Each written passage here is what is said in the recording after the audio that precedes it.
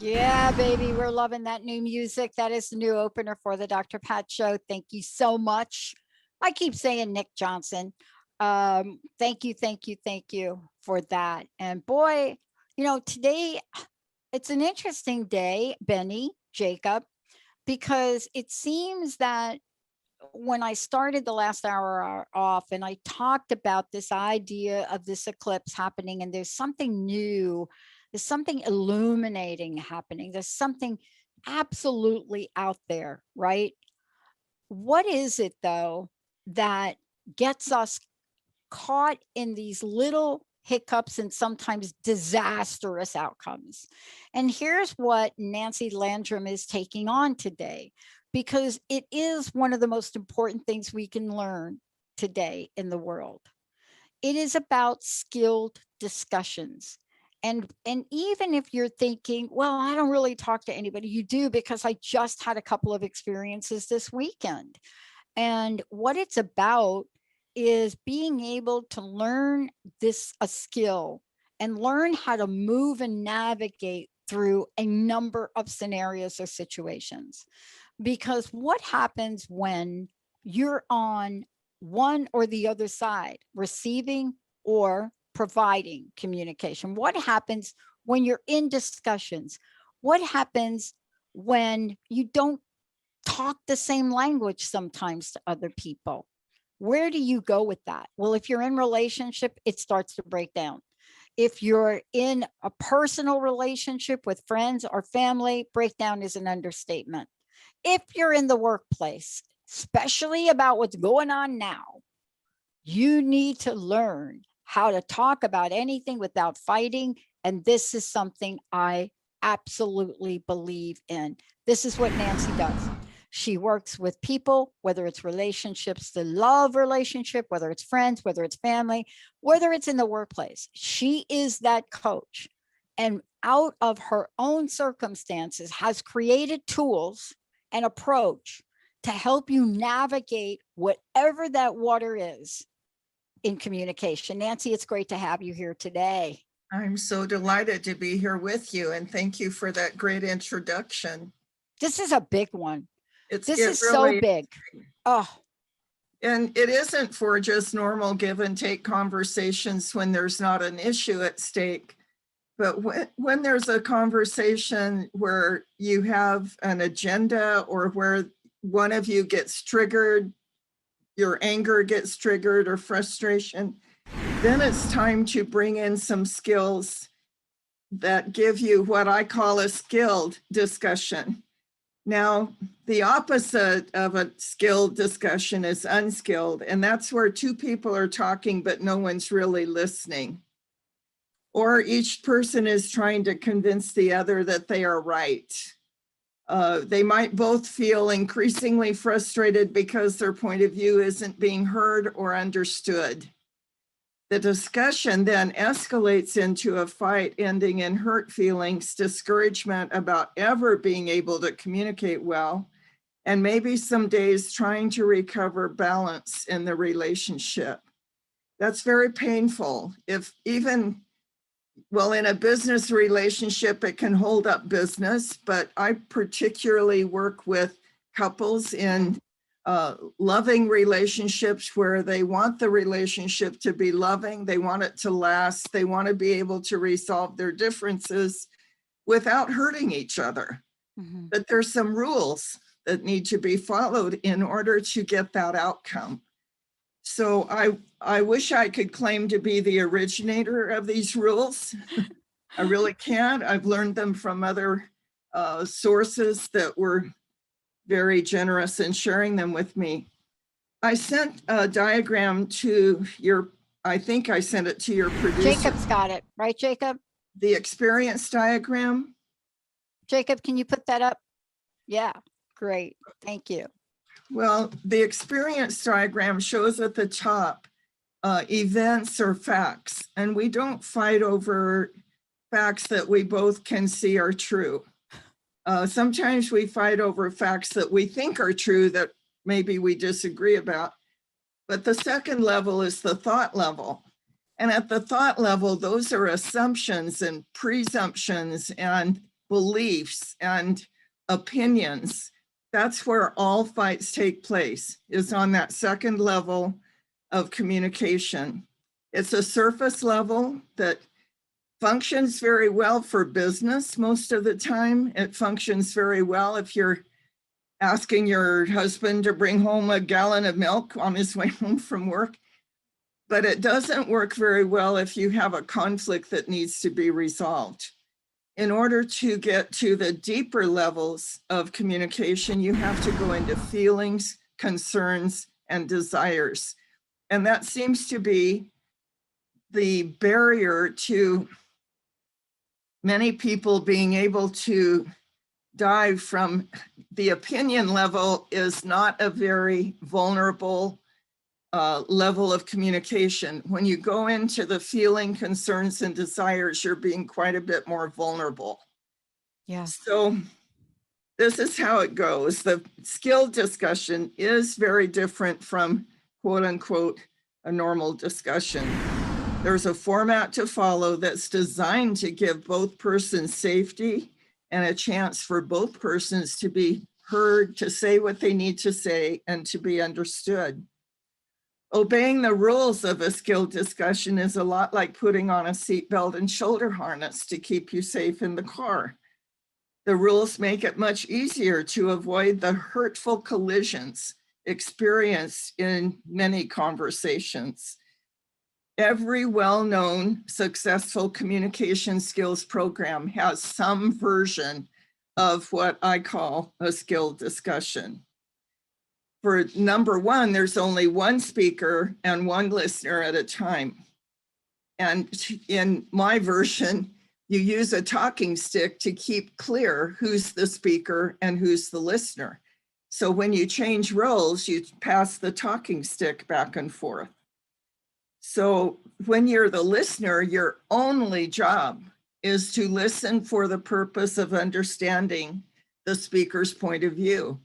And this is very challenging for most of us because we want to interrupt, we want to break in, we want to make sure that our side of the argument is heard.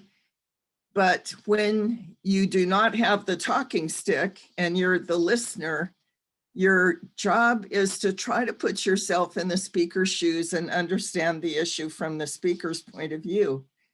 And then periodically, the speaker and listener trade roles. They continue to exchange roles until both feel heard and understood. And many times, just feeling heard and understood resolves the issue. Yeah. That's what our primary need is. Just hear me and understand where I'm coming from. And the goal is not necessarily to agree, but to understand each other and have empathy for the other's point of view. So I'm going to jump around a little bit on my outline, Dr. Pat. Yeah, I'd love for you to do that because there is, there's a thread of what you're saying. And one of the things that I know you're going to get to, and that is blocks to successful skill discussion, right? Yes, absolutely. So can you just comment on just one thing that I think gets overlooked a lot? You and I are having this conversation today. And this, I've already told you how powerful this is and how important it is to learn. If I'm sitting here and I'm listening to you and you're speaking and I go, or I roll my eyes. See, we think communication is I'm nodding my head at you and I'm in full agreement. That isn't the case. but body language and expressions. And people have, look, many folks don't even know they're doing them. They've been doing it so long, Right. right? Where even if you have a different communication style, emotionally, those are I'm not listening to you signs, correct or not? Absolutely correct. In fact, on other programs, we've Yeah. talked about the value of treating each other with respect. And when you smirk at someone's comment, or you roll your eyes, or you, sigh, what you're doing is creating a very nonverbal, disrespectful response to what they're saying. Yeah. And it shuts down the communication. You're not doing your job as a listener unless you're willing to genuinely try to understand where they're coming from, what their point of view is. So thank you for bringing that up. Yeah. I mean, it goes on a lot. And the only reason I'm acutely aware of it is, like you, I have made more changes in my life in the past, what month are we in? In the past, I'd say month, than I had made in the past 14 years. And Boy, you and I have also had an experience. I mean, I've gone through 2 knee replacements, and boy, if you don't understand the value of communication and discussion, OMG. I uh, mean, seriously, they were going to do the wrong leg. So what I'm talking about is moving from a very practical but emotional, and how do you come to that place where you can communicate without coming in and saying, I can't do anything right, Nancy. I can't do anything. well, it takes a grown-up, Pat. Dang. We all have a kid inside of us, and that kid only wants their own point of view to be understood and wants it understood right now, and isn't willing to wait and put out the emotional effort it takes to really listen to the other person for the purpose of understanding them. Even if you don't agree with them, it's possible to understand their point of view without agreeing. And that takes an adult. In fact, one of my statements to my couples is you have to go back to kindergarten and be willing to take turns.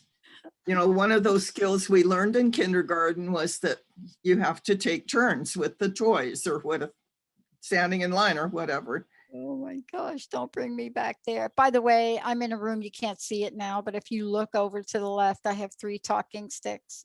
And I realized in moving, I've got these 3 beautiful talking sticks and I'm not using them. Oh boy.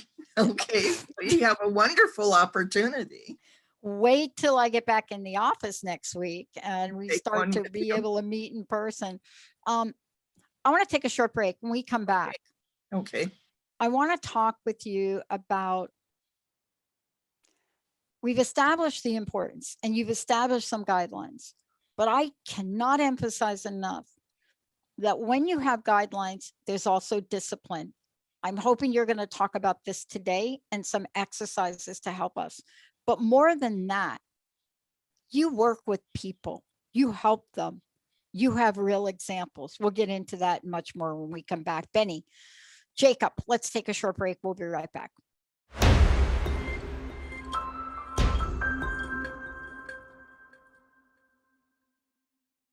Hey, everybody, welcome back. Nancy Landrum joining me here today, Skill Discussions.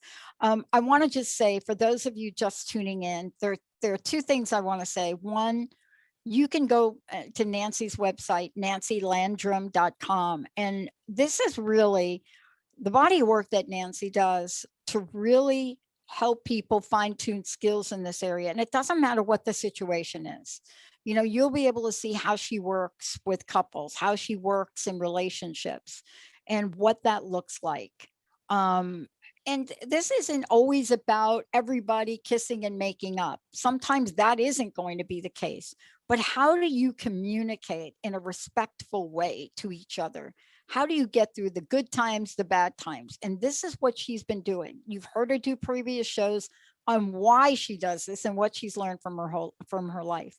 But right now, this topic right here about skilled discussion, it is so very important, because it doesn't matter where you are on the radar of your life. There are things operating now in the world that have not operated before.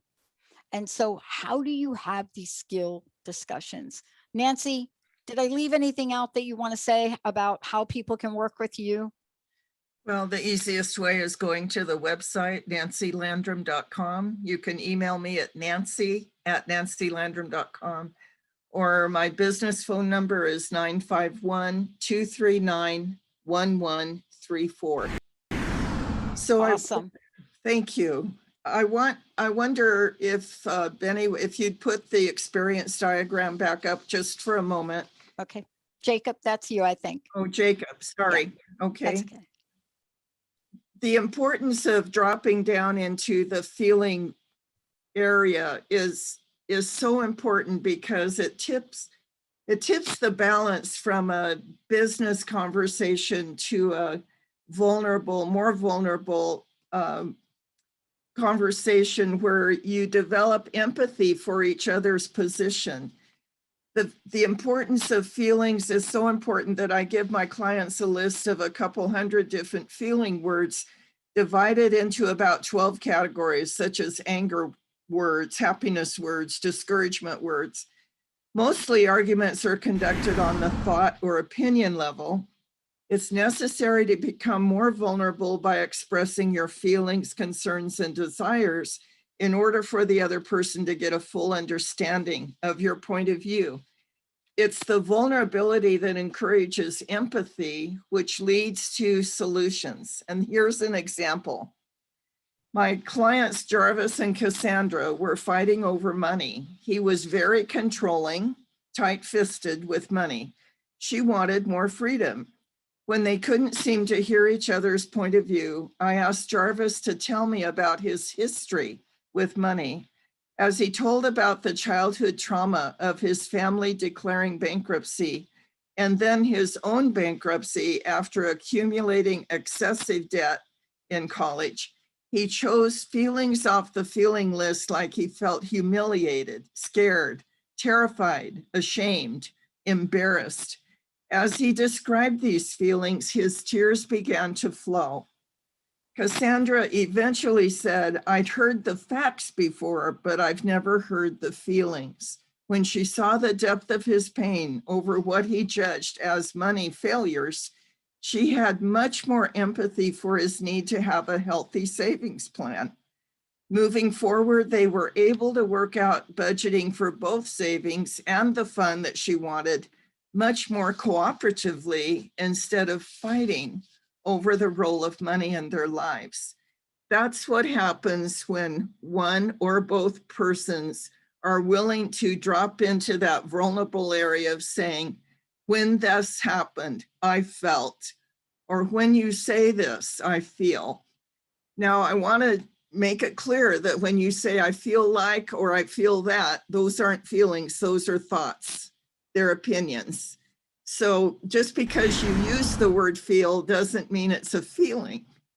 So if you catch yourself saying I feel like or feel that, switch to a feeling word, which can be said in 3 words. I feel X, period. I feel hungry, I feel sad, I feel abused, I feel happy. Only 3 words, but when you add the words I feel like or I feel that, it's not really a feeling at all. Let's do a real example of this for a moment, because the other part of this is I feel like you. Yes. I feel like you. Nancy and I are laughing. I feel like you, blah, blah, blah, blah. Okay. So let's clarify, because the minute that we go to certain words or certain approaches, it really isn't a feeling anymore. We're moving to blame. Help us with that. It's an accusation. It's an accusation. Those do not get us to open communication. Not at all. They close it down. It's really hard for some people to actually feel. I never cried growing up. And the other day, Linda said something to me like, gosh, your feelings get hurt, so like, are you, what's going on? And I don't think anything goes on. I think if you live most of your life not feeling, because that's really what you had to do, and you grow up in a corporate environment where no crying at work, right? Right. What happens when you actually learn to feel? But the missing piece, Nancy, that I'd like you to talk about is, great that I am learning to feel, but you can't communicate about it, because if you never felt and nobody taught you how to feel, nobody taught you how to communicate. Help us a little bit more with how to truly communicate feeling without, I feel you, blah, blah, blah. We'll eliminate that phrase, number one, because when you say I feel you, you're expressing an opinion, an accusation, which is guaranteed to trigger a defensive reaction, escalate an argument, close the doors between the two of you as far as communication is concerned. You can rather say, when you do this, I feel. So when you walk out slamming the door, I feel shattered inside. I'm afraid you may never come back. Those are feelings. It's when this happens, I feel. That's the safe way to express feelings. When Jim and I were first working with the coach that helped us save our marriage, he had about 4 feeling words. I'm hungry, I'm mad, I'm love you, I'm tired, and that was about it. So she gave him this 2-sided page of feeling words and told him that he had to have it in his lap every time we sat down to have a skilled discussion. So instead of just saying I'm mad, he had to look in the category of feeling words and say, am I just irritated? No, it's way more than that. And he'd go on down the list until finally he'd say, I'm seething. I'm so angry, I'm seething. Well, that gave me a much clearer picture of where he was. It was valuable information for me to have. And if he was only mildly irritated, that helped me too. I needed to know where he was on the scale of any particular feeling. I've had couples break into tears when, instead of, I won't let couples just say that felt good. Good is too generic. So I give them the feeling word list and I say, pick out a couple of other words that describe how you feel. And I remember one young wife said, when you do this, I feel cherished. And she had tears in her eyes. It helped her go to a deeper, more vulnerable level of expressing how she felt when her husband did something really thoughtful for her. So I want to move on. Well, first of all, there's complaints about learning the rules of a skill discussion. Yes. Yep. That's what I was alluding to, because, yeah, this is going to be helpful to me, but geez, this is like weird. Mm-hmm. Well, really go with the complaints about learning the rules. When you first learn how to ride a bicycle, it's awkward. You're not sure you can ever learn to balance correctly, or at least I wasn't sure. Or when you first learn how to, I don't know, open up a computer and write a Word document, it's all new and different. Well, when you first learn the rules of a skill discussion, it feels weird. It's awkward. It's strange just because it's new. That doesn't mean it's bad. It's only because it's new. So anything unfamiliar feels strange and awkward. But eventually, Jim and I had to do like 3 or 4 skill discussions a week for weeks on end before we finally resolved the problems that were damaging our marriage. And by the time we did all of those skill discussions, it wasn't unfamiliar anymore. It felt very natural. So every time we had a little issue arise, we would immediately just slip into the seatbelt and shoulder harness of a skill discussion without even mentioning it. Just slip into those guidelines so that one was the speaker and one was the listener. And we traded roles until we resolved the issue. And usually it only took a few minutes. One of the other big complaints I hear about skilled discussions is that it takes too long. Well, I've had couples with an issue between them for 30 years resolve the issue in a 30-minute skilled discussion. But they've been fighting about it for 30 years or Wow. unhappy about it. Wow. So how much time does it take to recover from a fight? You know, when a couple has a fight, they tell me, and I remember when back in the day, Yeah. that it would take 3 or 4 days to kind of recover our balance with each other after a bad fight, where skilled discussion might take an hour. You know, so taking too much time isn't a legitimate complaint from my No. point of view. No, because we're talking about learning something. I mean, sometimes we think we just woke up and we got this way. It's just like, you know, how did you get this way? You aren't like this, blah, blah, blah. And so we take ourselves in relationship and we go through life, whether it's a day, a month, a week, a year, a decade, whatever that is. But this is where we go, right? And then when we go there, the reality of the fact that we are here and we are not doing very well at this, it's as if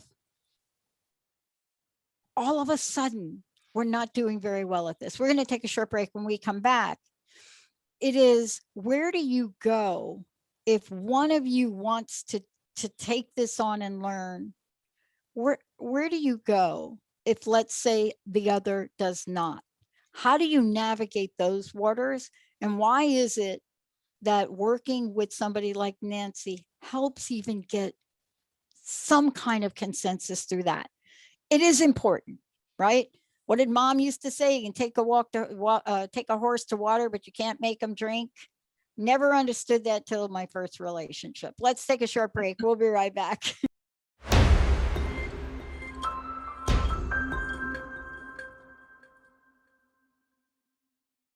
Welcome back, everybody. It's so great to have all of you tune us in and turn us on right here on the Dr. Pat Show. I'm thrilled to have Nancy Landrum joining us here today. You know, one of the things that is so extremely important right now is to understand the power of skilled discussions. Those are going to be the things that are going to shape the way you move forward in life with another person. And or whether or not you actually do move forward. Nancy, again, what's the best way for people to find out about you, but also to work with you? Go to my website, nancylandrum.com. You can contact me with the phone number that's on the website or by email. I'd be glad to call you back and set up a complimentary appointment. Awesome. And the free download on the front page explains how to have a skilled discussion. So that may be helpful as far as helping you understand what I've been talking about here. Mm-hmm. So go ahead, Pat. There are a couple of things we talked about, and this is going to show up, I think, now in this conversation. A block to, and you all know this, a block to successful skilled discussions is, one, the need to be right. If you're entering any kind of engagement and you are so hooked on the need to be right, think about this. How much are you really going to hear? How open are you really going to be? Right. And then the second is equally important. You know, where is your willingness marker to put yourself in your partner's shoes, to understand what it's like to see the issue from their point of view? What is any of that like? But more importantly, what we're talking about is, once you engage in this, you know, there are guidelines. Can you navigate these waters even if your partner doesn't? Can you use feeling words? Can you do it even if the other person may not know the rules? Nancy, can you?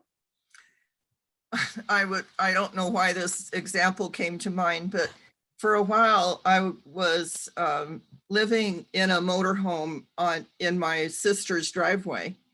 And I have 2 little dogs. And at first she's not a dog person, but she allowed them in the house. and they peed on her carpet. And she was very upset about them peeing on her carpet and didn't want the dogs in the house anymore. And she wanted to talk to me about that. And I had to practice what I preach, which is she doesn't know the rules of a skilled discussion. She was speaking. It was my job to listen. So I listened to her complaint. I listened to her feelings. Because I love my dogs, I thought it was kind of extreme, her reaction. I'll clean up the mess, no problem. But I needed to hear from her point of view what it was like for her to have these critters in her house that she didn't particularly love. And so I would listen and summarize what she had to say and repeat it back to her until finally she ran out of things to say.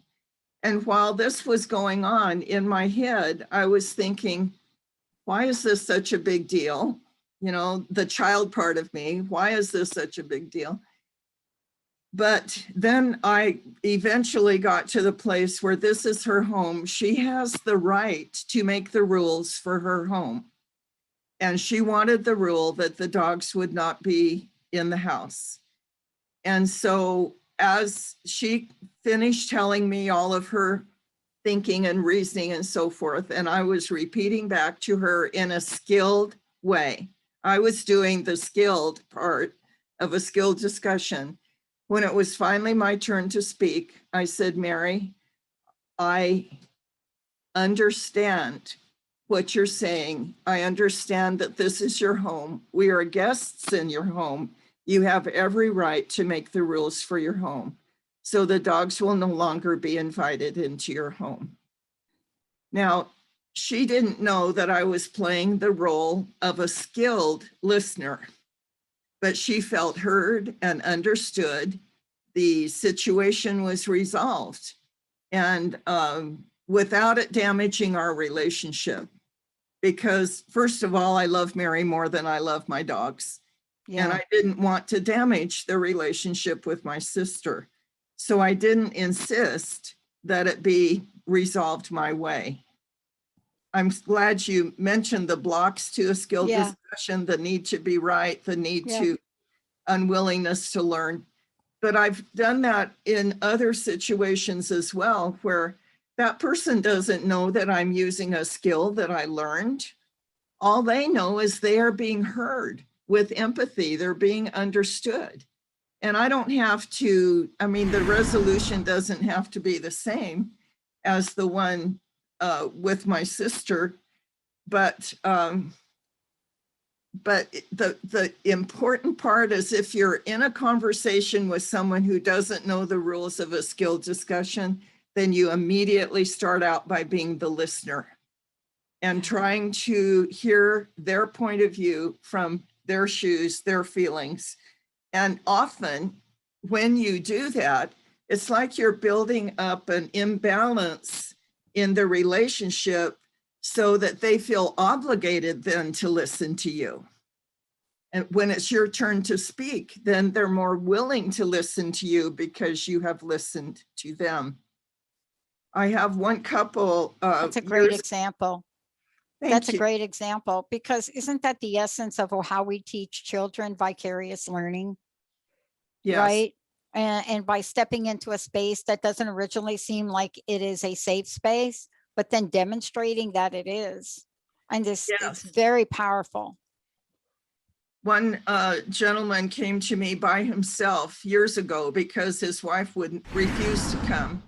She wanted a divorce and was ready to walk out, and he knew he needed help, and he was very humbled by it. So I asked him to write down the interactions that he had with his wife every week, what he did, what he said, how she responded. And I would just say, well, if I were your wife, I would feel this. You know, if I were your wife, I would want to know you cared more about me than the scratch on the car. And over a period of about 6 months, he totally transformed his behavior, won the love of his wife back. Yeah. And just not too long ago, I got an email from him saying they were still together, happily married. He made an enormous amount of changes. You cannot, a marriage, a relationship is a closed system. So if you change one part, the other part has to change in response. And in this case, he was changing for the good, and she responded very positively. In fact, eventually their teenage kids turn to her and say, "Mom, Dad's really changed. Do you Yeah. still love him?" And she had to admit, "Yes, I Mm. love him." Mm. The other thing that is one of the passions of mine is when I hear my clients passing on the skills they've learned to their children. I recently got an email from a former client named Connie who sent this report. I'm going to quote right out of the email. Please. Yeah. "We'd been pretty level-headed with our son, Graydon, talking things out, spending time with him, enlisting him to help with stuff alongside us, and doing the things he'd wanted to do, knowing he's had a hard year too, like we have. But he was starting to get mouthy, talking back to me and Mike. Finally, Mike had enough, and he started yelling out of pure frustration. They were in the garage, and I could hear things escalating from the kitchen. I walked out to see them both in a full-on argument where feelings were starting to get hurt and tears were starting too. Not exactly how we've ever done parenting. Graydon walked away. I talked to Mike for a bit about it and listened to him, and then reminded him that maybe we need to start using some of the skills we'd learned with each other with Graydon now. He agreed, but wasn't in the frame of mind to do it at that time. So I told him I would help. Before Graydon went back outside, I pulled him into the office and told him I needed him to learn how to talk with us the way Dad and I have learned to talk to each other. And they changed the way they talk to each other enough that the kids had noticed it. I gave him the list of feeling words using the talking stick, asked for permission to talk about how I felt about his back talk and arguing, and asked him to repeat what I said, and I would do the same to him. I kid you not, it's been almost a night and day shift in that kid just after one sit down together. I know he heard me because he had to repeat it. And I know he felt heard because I did the same for him. He left feeling so much better, apologized to Mike on his way through the garage, and they both have been so much better ever since. Nancy, your tools work. They help us all feel heard, feel loved, and understood." Mm. Isn't that exciting? I get goosebumps. It's exciting because what we really need to, I think, bring into this conversation now is what the tools can do to a relationship. And this is the part, right? So what is the end game benefit for people? Well, if you really care for that person, and the end game is you become closer, right? You Yes, become closer. You get to learn each other in a whole new way. yes, And then the possibilities are endless. And I want to talk about this a little bit too, because a lot of times we don't talk about, except for your beautiful examples, we don't talk enough about the end game, what's really possible, that level of closeness, that connection, the thing that reminds you how important that person is to you. right.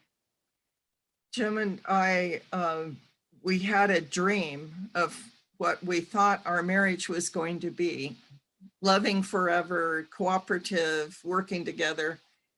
And it was shattered when we had a conflict we couldn't resolve. And then years of fighting about it. That motivated us to learn these skills because we wanted the dream to be a reality all full time for the rest of our lives. So we really worked hard to change the way we communicated with each other until we had a loving marriage that we wanted to last as long as possible until one of us passed. And that's what I tell couples today. You know, we get married because we're in love, and then the reality of life sets in, and you find out drops his socks on the floor, or she doesn't cook very well, or, whatever the issues are. And then how do you navigate through those issues so that you can stay in love for the rest of your lives? And not only stay in love for yourselves, because that's what you want for yourself, but stay in love so that if you choose to have children, you're rearing children in a loving atmosphere where respect and good communication skills are being modeled for them. So they pick them up like osmosis. They mimic what you modeled for them. They're going to mimic what you model for them one way or another. And many of us were not fortunate enough to grow up in families where respectful, functional, effective communication tools were used. So we, pick up what we saw modeled for us, or what's modeled on TV or at school, or, with our friends. And generally those aren't very good skills. They don't give us the result we want. We want to feel safe and loved, and we want to be able to tell our partner everything, anything in a respectful way. We want to be able to bring up conflicts and know that it's not going to escalate into a hurtful fight. We want to be able to resolve conflicts in a way that meets our needs, but also meets the needs of our partner, like Jarvis and Cassandra did. But unless you have a good handle on these skills, you won't be able to do that. I have one very good friend who ran a marriage conference every year for many years. And she likes to say that marriage is like football. It needs a rule book. And imagine trying to play football without a rule book, without a playbook. Somebody just hands you the ball and says, win the game. Yes. How do you do that? You need a rule book. And marriage is the same. We need a rule book. Yeah, I love this because quite often we don't understand that we really are in a dynamic that is very similar to sports, or very similar to other things that have guidelines and rules. Mm-hmm. And the difference is those particular examples, it's very clear. Nancy, in relationships, we have the unspoken rules that, if they don't get talked about, become the underpinnings for things that happen, fights, conflict, right? Resentments that build up. So what we're really talking about here as well is coming up with a way for people to not just heal those wounds, but to prevent them. Yes, absolutely. What I like watching baseball. I'm a Dodger fan. There you go. And quite often when they're unsure of the rules, they, go to a higher authority. They put their headsets on and they call back east somewhere and re-look at the play to see whether he was out or safe, or, what rule needs to be enforced in order to move forward in the game. And I find that couples really resist the idea of rules in a marriage. And yet we submit ourselves to all kinds of rules in other arenas. When I get in the car and drive, I'm submitting myself to the driving laws of California, and I'll get in trouble if I don't use them, don't follow them. Yeah. So it's kind of, what I say to couples, well, is what you're doing right now working? No, it doesn't work. That's why we're here. Then you have to learn the rules that will make the relationship work. Yeah, there's no question. I play a sport too. And to be honest, I've seen people lose or be eliminated from a competition because they didn't follow the simple rule of not wearing you don't wear a white shirt in the sport that I play, table tennis. It's a white ball. You don't wear a white shirt. And, when you play a sport like that, the nuances of the rules are really quite, how should I say? They put you on the line. Everything from you've got to throw the ball up certain, I mean, there are rules like that that everybody knows to follow. And here's what we're talking about. When you do know the rules and then one of you doesn't follow them, if you don't have an effective way to communicate that, that's when things really start to come down. That's when things really start to crash. We have a few minutes left. And actually, I want to ask you about that because I know in competition, boy, I played a guy that he swore I didn't throw the ball up. So every time I served or made a good serve, he would call me out on it. And without a referee, Yeah. I was doomed. So look, guide us through this last piece. I know we only have a few minutes left, but that's an important piece. Okay. So you're asking, what do you do when your partner isn't following the rules? Yeah, right? and you say, hey, dude, you're not following the rules. Well, there's a skill I teach called a coaching skill, where a couple agrees to being corrected by their partner if they step over the line to disrespect, or if they're not following the rules. And so Jim and I, as I've said on other programs, my favorite disrespectful way of communicating was sarcastic put downs. Well, when we decided that we would treat each other with respect 24/7, and this was a few weeks before we finally resolved the big issue for us, we also I agreed that Jim could ask me for a redo, respectfully ask me for a redo, if I stepped over the line and began to say something sarcastically. And if he did his finger pointing, you did this, you did that, then I could respectfully say, Jim, please say what you need to say without the finger pointing you. And because we had this agreement ahead of time to submit to each other's coaching, we were ruthless with each other as far as holding each other to this line of respect. It was respect that enabled us to regain our love. I call respect the fertilizer of love. It's the medium in which love grows. Without respect, love diminishes, it goes down. So that coaching skill is very important. If you and your partner have not agreed to that, then something you can do is when your partner is disrespectful or not following the rules, you can ask to have a skilled discussion, or just simply say, when you do this, I feel disrespected. When you go to the feeling level, rather than fighting back with counter accusations, then you have a much better chance of getting a positive response. I love it. Nancy, thank you so much for today. Again, let folks know how they can work with you. And I'd love to know your personal message, what you want to leave everybody with today. NancyLandrum.com. It's not Landrum, which often I'm mistaken for a Swedish name, Lundgren. It's Landrum, LANDRUM.com.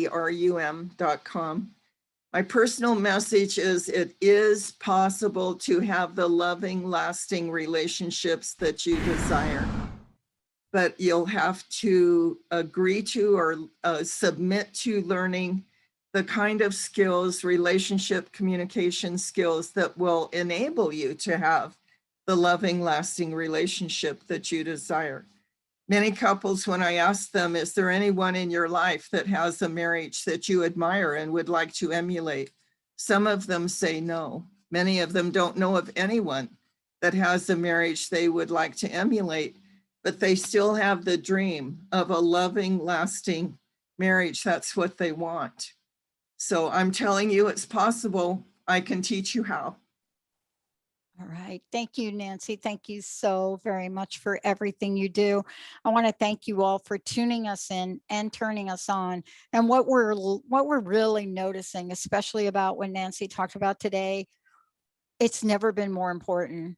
Understanding the tools and the skills that we can learn and to really agree to them to ourselves and to another is the difference between a resentment and gratitude and kindness, loving relationships and one that's not. And this is something that you can learn and practice, and you don't have to do it alone. Thank you all for tuning us in. Thank you, Benny. Thank you, Jacob. Thank you to all of you, the best audience in the world. We'll see you next time.